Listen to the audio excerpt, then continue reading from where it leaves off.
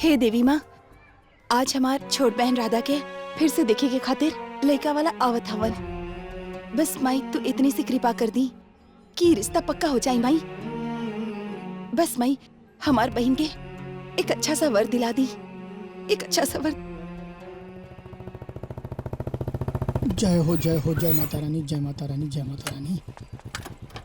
हाँ, हाँ, जाए कबड्डी कबड्डी कबड्डी कबड्डी जीत जाए। अरे चल रुक काहे गेले? देख भाई, तोरा तो मालूम बा जाड़ा के टाइम में हम खिचड़िया के दिन खाली नहानी। सुन ना, आजो नहीं नहिले। सुन, अंदर जो तू अकेले अब माता रानी से ऐसा मन से मन्नत मांगे ना कि हमनी का कबड्डी जीत जाए। और हाँ, तोर मुंह पर रेखा पुता हमरा अच्छा ना लगी भाई। अरे नाना ऐसा ना होई, तू चिंता मत कर। हम ऐसा प्रार्थना करब कि मैच हमनी जीतब। हाँ ठीक बा।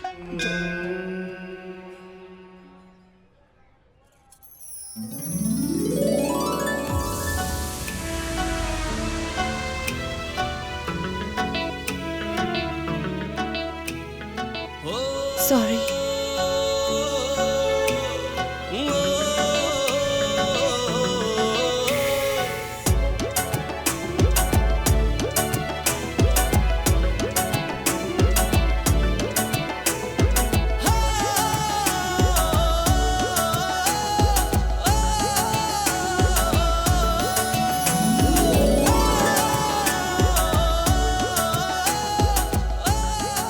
हे माता रानी, आइल त रानी हाँ कबड्डी में जीते के वरदान मांगे खातिर, लेकिन ये लड़की के देख के ना हमार माइंड चेंज हो गई। भले हमके मैच हराती, लेकिन ये लड़की के साथ हमार शादी फिक्स करा दी। आप तो जानते बानी माई, घर में माई बाबूजी बुआ फूफा सब लोग कैसन कैसन काली कलोठी अलग अलग वैरायटी के लड़की लेके आ रहल बाड़न।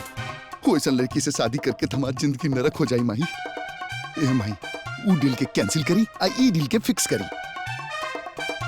लड़की के देख के हमारे दिल के घंटी बज गई।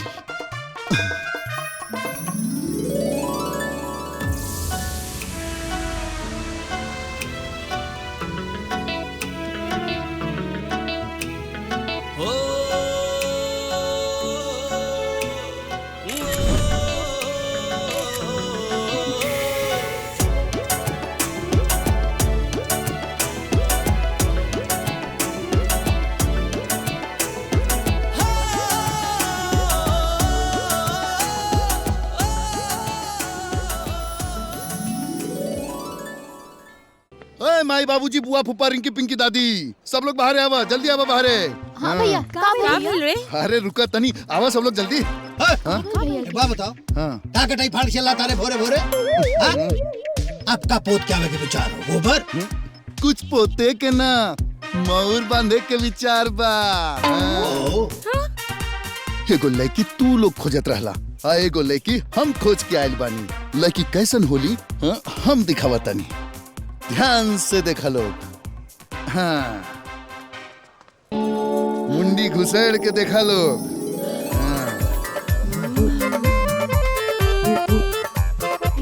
हाँ हो, एकदम परी लागत दिया। हाँ जी, हमके तो लागत है कौशल्या की सीता मिल गई। ध्यान से सुनो लोग। ए फूफा जी, तोहरा के मोर बंधाई के अंगूठी चाहिए ना? हाँ हाँ, हमके चाहिए। अबुआ, तोहरा के पोखरा खनाई में सिकड़ी चाहिए ना? हाँ हाँ हाँ। और रिंकी पिंकी तू लोग के कंगन चाहिए ना? हाँ हाँ। तो तू लोग दूसर लड़की के ढूंढल छोड़ा और सब लोग ई लड़की पे फोकस कर। जा, सब लोग काम पे लग जा। ले फूलमतिया ले। जय हो दारू महाराज, हमरा से कभी दूर मत होइए, हर समय मुंह में लगा। ना दोस्त, ये दारू मत पी, ना तो ये दारू तोहरा के एक दिन पी जाए। छोड़ यार, दारू पी देना हमरा के। मजाक मजाक तो तोहरा साथे ई दारू कैले बा। जब पैदा भइल रहे तो कितना घोर रहे। ई दारू तोहरा के कौवा नियन करिया कर देलस। अरे ई दारू वो चीज बा, ये दारू किसी का सगा नहीं, ऐसा कोई नहीं जिसको इसने ठगा नहीं। पता बा कितना गंदा चीज बा ई दारू। एकरा चक्कर में कितना लोग के घर द्वार जमीन जायदाद सब बिक गइल। सुन, ई प्रवचन देल बंद कर, आइडिया चाहिए कि ना? आए आइडिया? भाड़ में गए तोहार आइडिया। दोस्त से बढ़कर आइडिया ना होला। अरे पिए के बाद दूध पी, घी पी, जूस पी, लेकिन दारू ना हमार दोस्त, दारू ना। वाह शाबाश का बात बा का विचार है वेरी गुड अच्छा बेटा, अभी समझ में आयल कि इतना प्रवचन काहे देत रहे।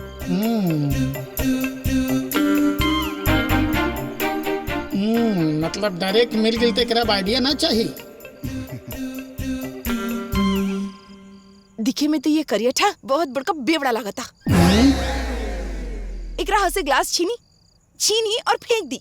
हाँ, छीनी ए, छोड़ छोड़ भगवान के लिए छोड़ दे। छोड़ो गुड।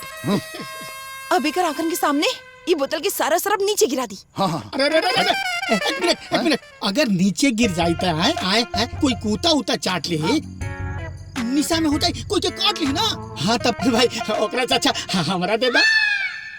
ये बहकावता एक हवा गिराई विराई ना ये पूरा का पूरा बोतल पी जाई। एकर हाथ से बोतल और सारा शराब नीचे गिरा दी। हाँ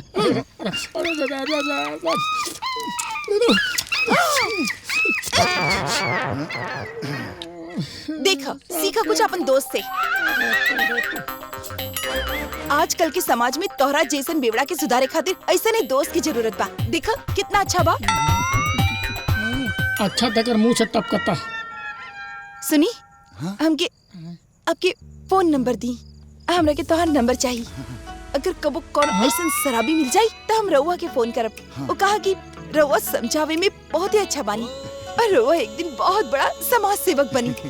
नंबर दी। हाँ जी लिखी 9920478874। हाँ और नाम किशन। किशन। हाँ। ओके बाय। बाय। रउआ के फोन करब।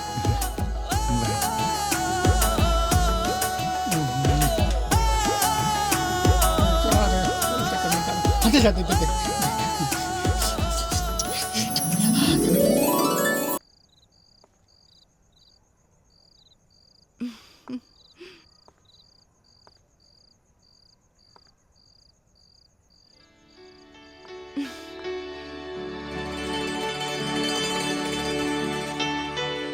राधा खातिर ये लड़का बहुत अच्छा रही। एक बार बात करके दिक्कत आनी का पता शायद वो मान जाए। इस सब तब भगवान के ही इच्छा बा। हमार बहन राधा के घर बस जाए बस।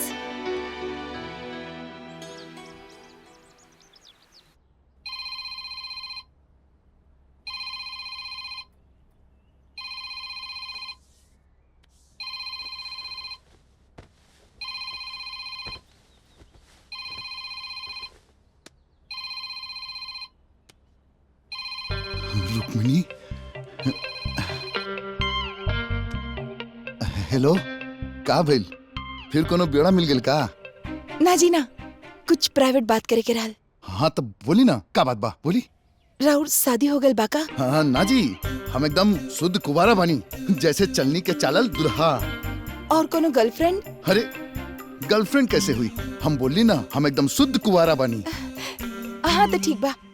आज सुबह 10 बजे दुर्गा जी के मंदिर में आ जाइए। कुछ पर्सनल बात करे के बा। हाँ हम एकदम पहुँच जाए एकदम टाइम पे पहुँच जाए। ठीक बा हम तोहर इंतजार करब। By by. बाय। हाय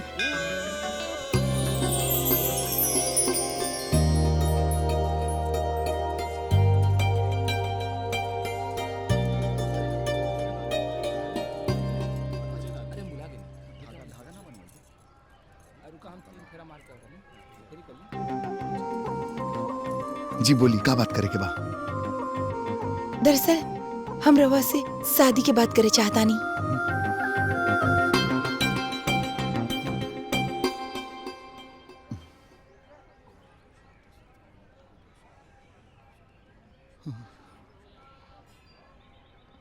का सोचता नहीं?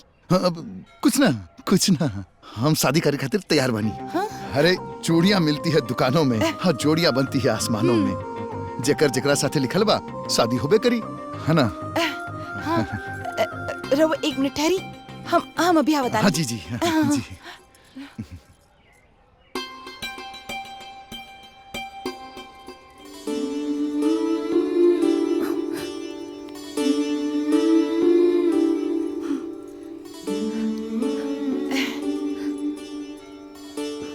हमार बहिना राधा हम एकर शादी के ही बात करत रही और हमरा के रउआ पे पूरा भरोसा रहल कि एक समाज सेवक ही इतना बड़ा फैसला कर सकेला। एक मिनट रुकनी जी। लगा था कि रउआ के कोनो गलत फहमी हो गई बा। दरअसल हम रउआ से प्यार करें।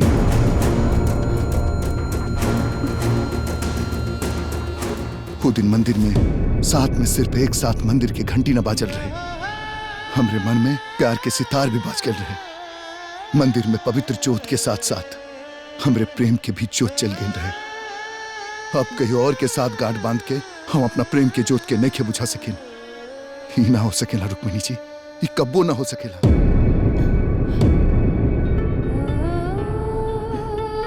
हमरा राउर बहन से पूरा हमदर्दी बा। हम उनका के अस्वीकार अंधी होकला की वजह से ना, बल्कि अपना दिल के सच्चा मोहब्बत की वजह से कर रहल बानी। हम रउआ से प्यार करीनी। रउआ हमारे एगो सवाल के जवाब देती, रउआ हमरा से शादी करब कि ना?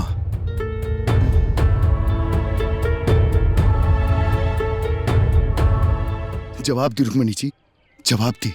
रउआ हमरा से शादी करब कि ना? हम रउआ से शादी करब।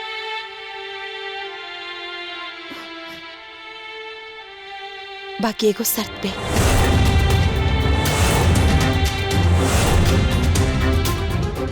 शर्त? कैसन शर्त? मंडप एक रही, दूल्हा एक रही, मगर दुल्हन दूगो रही। मतलब हम कुछ समझनी ना। मतलब ई कि हमरा साथे हमार छोट बहन से भी शादी करे के पड़ी।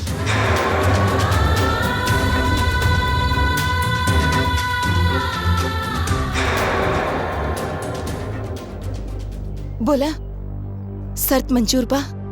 ही शर्त ना रुक्मिणी जी, ये पागलपन है। ये कैसन अनैतिक बात कर रहल बाड़ू?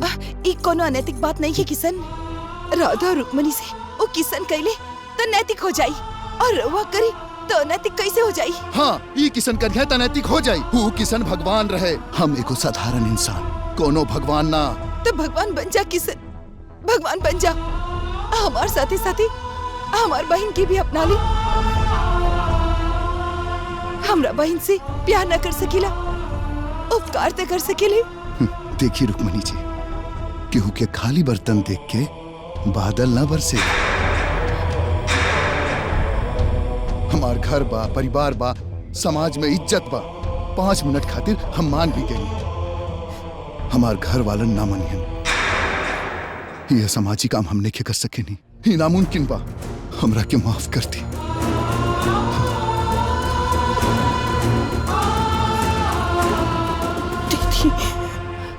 अगर शरीर के एक अंग कटला से बाकी अंग बच जाता ना, तो शरीर के अंग काट देवे चाहिए। हमेशा हमेशा खाते हम अपना आप के मार ले दीदी, अब जान दे दे हम।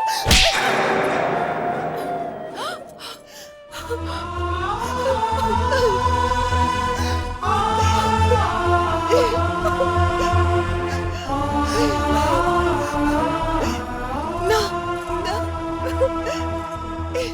तू हमारा अंग ना, जान है हमार। ये देखो, तुम्हारा ऐसा बात कब मत करिए राधा, कब मत करिए।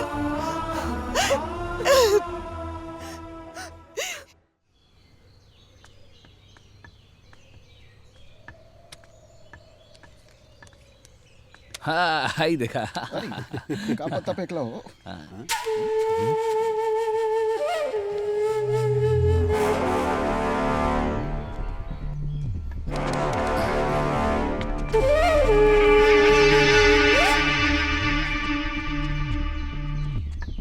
क्या हुआ तू लोग? हाँ, प्रेमी, आशिक, आवारा।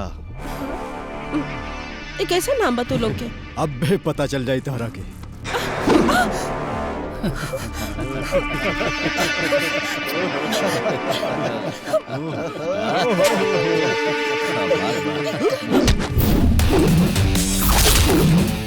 एक दुपट्टा सिर्फ 2 मीटर के कपड़ा ना होला, एगो लड़की के इज्जत और मर्यादा होला। ये दुपट्टा एगो लड़की के इज्जत ढकेला भी, और वक्त पड़ला पर केहू के इज्जत उतार भी सकेला।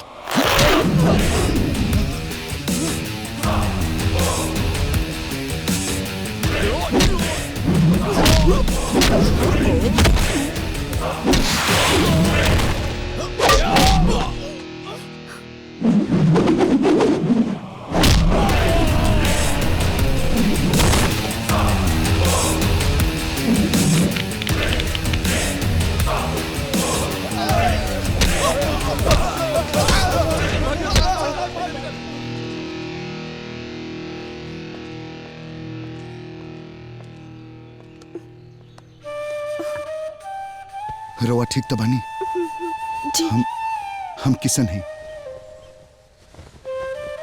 धन्यवाद किशन बाबू। अगर आप समय पे ना आते ना तो हमारी आंखी के साथ साथ हमेशा खातिर हमारी इज्जत भी। रोही मत। चलिए हम आपके घर छोड़ देता नहीं, न तो रास्ता में वो लफंगा लोग फिर मिल सकेला। आई चलिए। का जरूरत रहे राधा के अकेले बाजार जाए के? कितना बार समझवली है कि अकेले कहीं मत जाइए। हम आई थी तो हम जाके ले आई थी ना सब्जी तरकारी, लेकिन ना मन ली, चल गई ली ना बाजार। अब पता ना कब तक आई।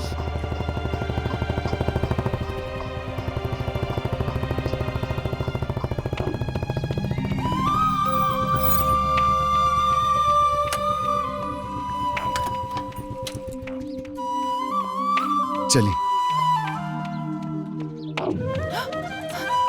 राधा हाँ दीदी। का भइल?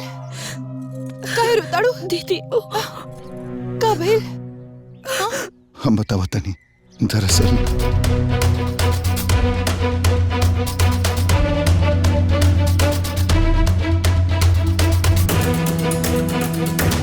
अब तो रवा की समझ आ गई हुई कि एक लड़की ऊपर से अंधी कितना कठोर होला ओकर जीवन। बचपन से लेके आज तक राधा के गबो अकेले न छोड़नी हम। अब रवा ही बताई, हम अपन अंधी बहन के ई घर में अकेला छोड़ के अपन घर कैसे बसाई? ई घर से अपन विदाई कैसे करी? कैसे?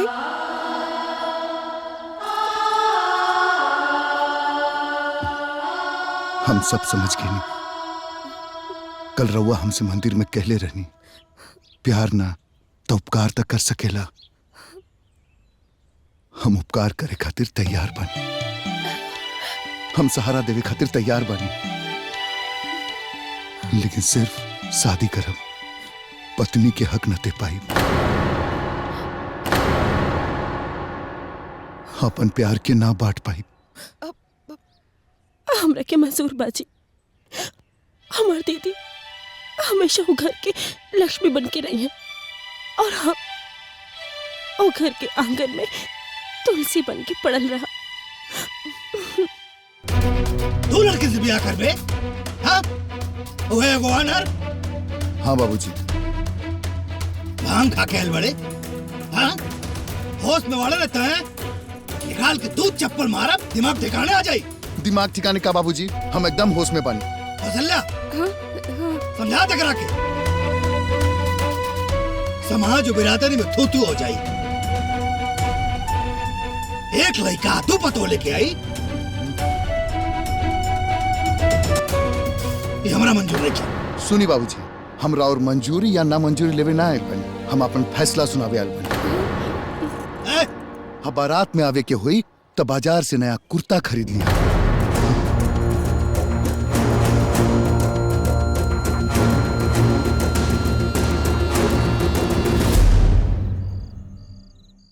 अच्छा दीदी,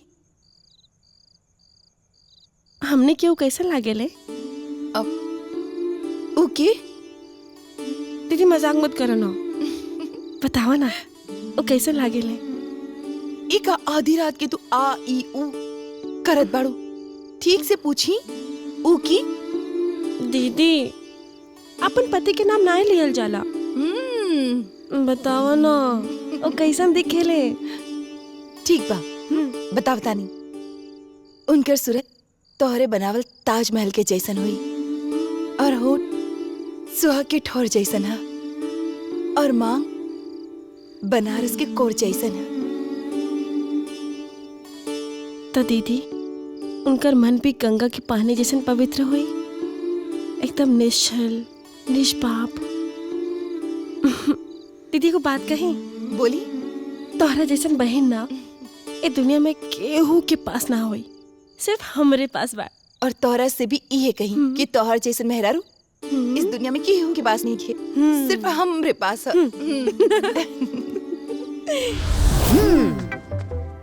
गायत्री, भाई मिशन शादी में अब ये फैसला हुआ है कि शादी तो करवानी ही पड़ेगी।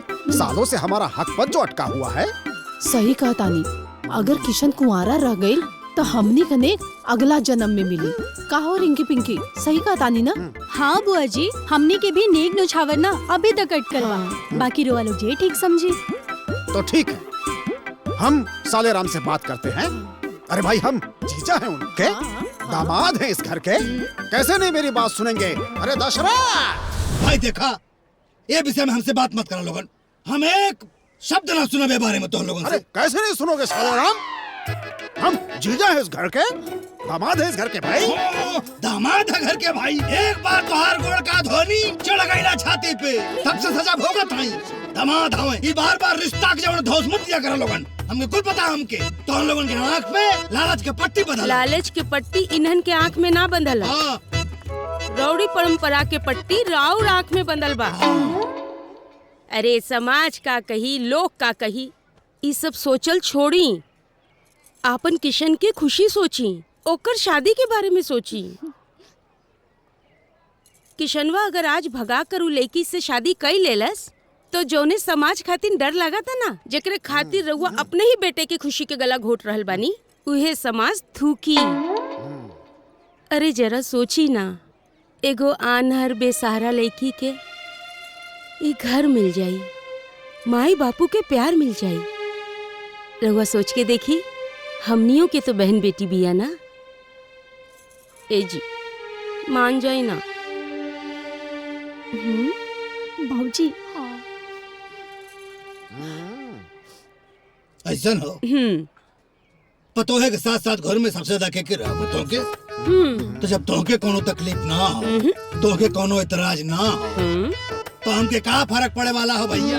आ जाइए लोग इन पर। हैं? एक साथ दू पतोह के सुख में खड़ा जा लोग। पहनाई मेहमान जी। मोड़ लेके आओ। हाँ हाँ ली।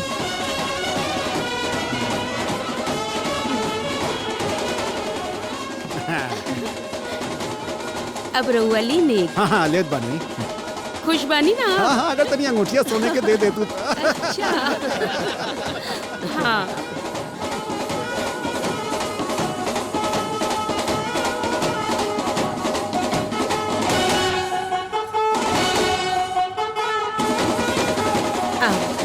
चली पाओ।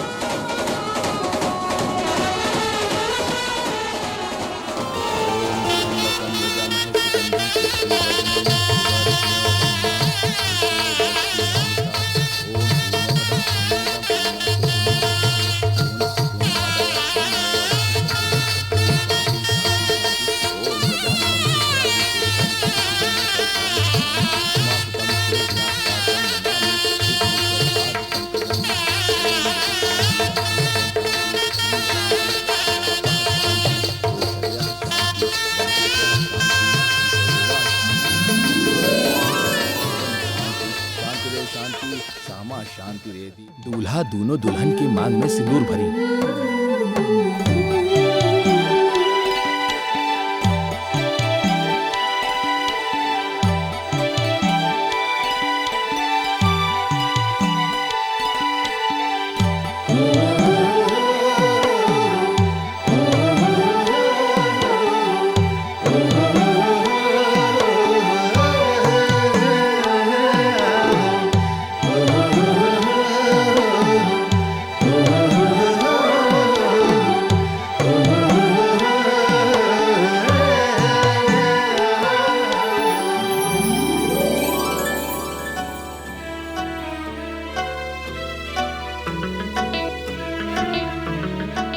दूल्हा अब दोनों दुल्हन के मंगलसूत्र पहनाई।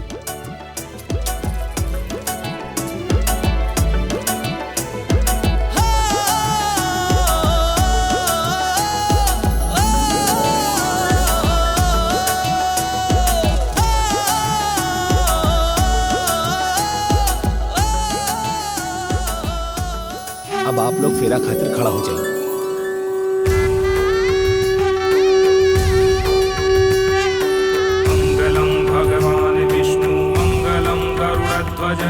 मंगलम पुंडरीकाक्ष मंगलाय मनोहरि मंगलम भगवान विष्णु मंगलम गरुड़ध्वज मंगलम पुंडरीकाक्ष मंगलाय मनोहरि